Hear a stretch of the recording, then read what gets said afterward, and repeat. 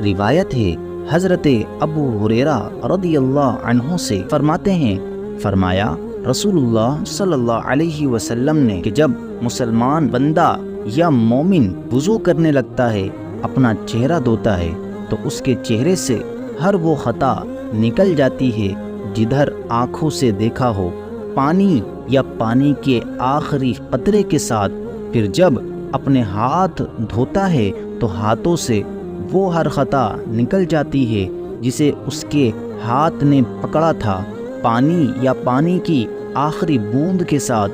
پھر جب اپنے پاؤں دھوتا ہے تو ہر وہ خطا نکل جاتی ہے جدھر اس کے پاؤں چلے، پانی یا پانی کے آخری قطرے کے ساتھ، حتیٰ کہ گناہوں سے پاک و صاف نکل جاتا ہے۔